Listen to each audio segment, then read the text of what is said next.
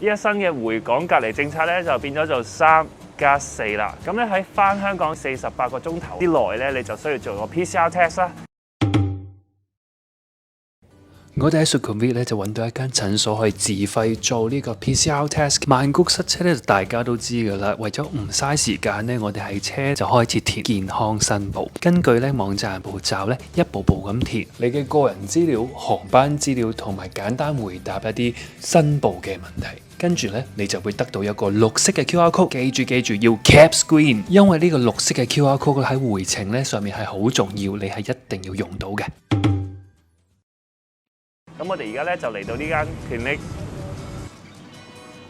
咁咧我哋打個電話嚟咧，咁clinic 話係可以唔使 booking 咧，就喺 walk in 做嘅。咁我哋而家去睇睇。根據指示咧，我哋行上2層，沿途都會見到呢啲指示牌啦。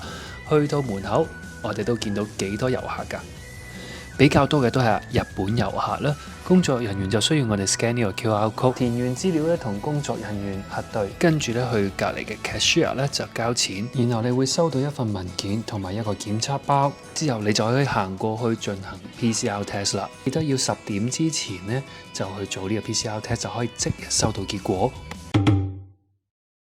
全程咧由到達啦，去到撩完個鼻咧，就係用咗15分鐘嘅啫。就我哋填完啲資料啦，我哋連QR code 都冇預先填啦，嚟到先填啦。咁撩埋鼻咧，就大概用咗15分鐘啦。咁所以成個流程好快嘅。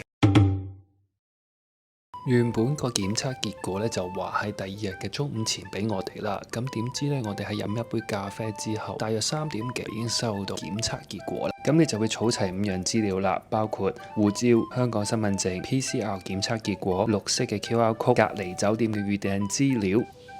有齊呢5份文件之後呢，如果你又係搭國泰嘅話呢，就可以上 FlyReady 嘅網站預先填資料，咁你就可以早啲知道自己上唔上到飛機啦，唔使去到機場先知文件有問題。最後一日可以玩得開心啲，呢樣要讚一讚國泰嘅安排，check in 程序就唔使好似之前咁繁複啦。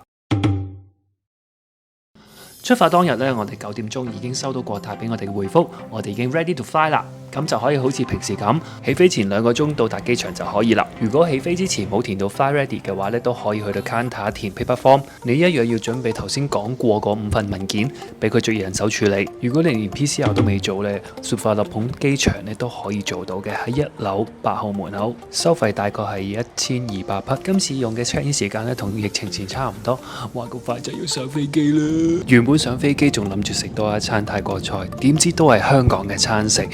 可能係疫情嘅關係咧，就變咗都係 double catering 啦，即係咧喺香港咧就已經會帶埋來回嘅餐。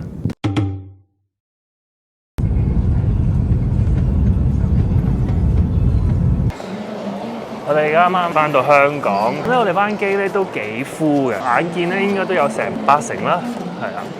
咁再睇睇到時嘅程序係點樣樣咧？根據職員嘅指示咧，我哋攞翻身份證同埋綠色 QR code 去排隊，去到分流站登記之後咧，就會收到一個綠色嘅掛牌同埋一套檢測包。今次咧會係一次過做晒 PCR 同埋 RAT 嘅。撩完鼻咧，你就要自己攞起個 RAT 咧去個箱度擺的，咁你就可以離開噶啦。跟住條繩嘅路線走咧，咁就去搭呢個無人駕駛。睇到呢架車咧個站都改咗咧，直接係去攞行李啦。我哋搭完呢個無人駕駛之後咧，就直接可以到行李帶呢度攞行李啦。咁可能呢個係新嘅政策啦，3+4嘅新政策，咁就都幾快捷方便。我哋攞完行李之後咧，就要排隊啦，嘟一嘟頭先我哋攞到嗰條綠色嘅巴曲啦 ，check 翻頭先個 check 期係咪 OK 啦 ，OK 就應該可以離開㗎啦。出到嚟 Arrival Hall B 咧，你會見到咧成個Arrival Hall 咧已經改裝做一個等 shuttle bus 嘅地方。咁咧排完隊之後咧，我哋就可以上翻相應嘅 shuttle bus。我哋就好好彩啦，成個流程都好暢順。依家12點17分，我哋已經上晒車，準備出發去隔離酒店啦。終於到達隔離酒店啦，成個過程都好順利嘅。